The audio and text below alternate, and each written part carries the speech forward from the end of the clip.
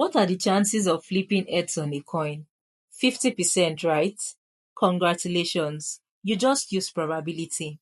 In today's video, we are diving into the basics of probability, what it is, why it matters, and how you can use it to make better decisions.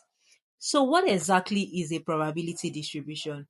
Probability measures how likely something is to happen, and it's usually expressed as a number between 0 and 1, where 0 means impossible and 1 means definite. For example, the probability of flipping heads on a coin is 0.5 or 50% because there are two equally likely outcomes, heads or tails.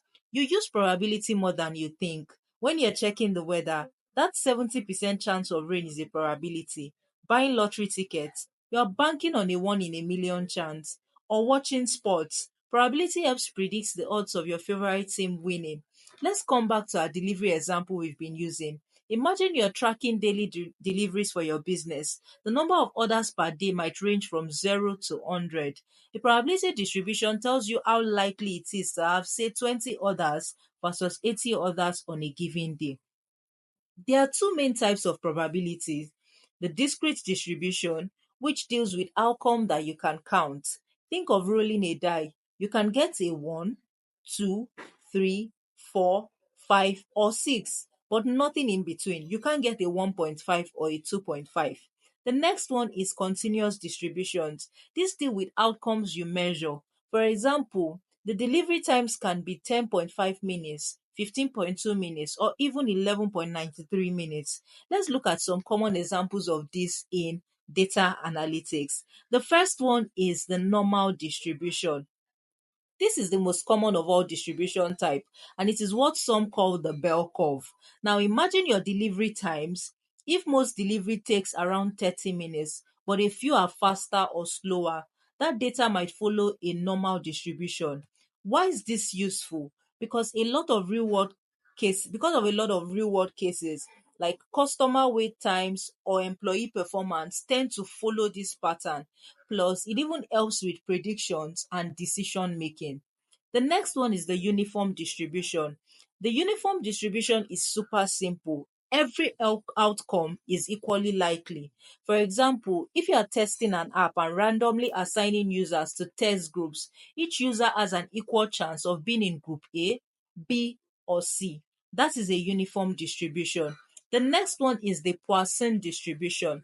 This one is all about rare events happening over time, like the number of customer complaints you get in a day. If you average 3 complaints per day, Poisson can help predict how likely you are to get exactly 3 complaints tomorrow, or maybe even 5 or even more. The next one is the exponential distribution. The exponential distribution often comes up with waiting times. For example, how long will customer wait before their food is delivered? If you know the average wait time, the exponential distribution can help predict how many deliveries happen within a certain time frame. Why is probability distribution important in analytics? Because they help us model real world data. For example, understanding delivery times can help improve driver routes. It also helps us predict outcomes. You can forecast sales, customer demand, or even website traffic. You can also identify outliers. Distributions help you spot unusual data like a super late delivery or an extremely high refund. Now let's look at an example. Let's say you are the data analyst for a food delivery app.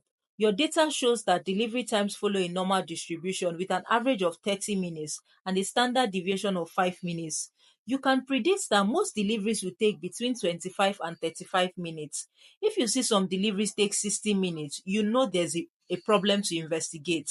Probability might seem abstract, but it's everywhere. If you found this explanation helpful, give this video a thumbs up and subscribe for more beginner friendly data content. And let me know in the comments what's the most interesting way you've used probability in your life.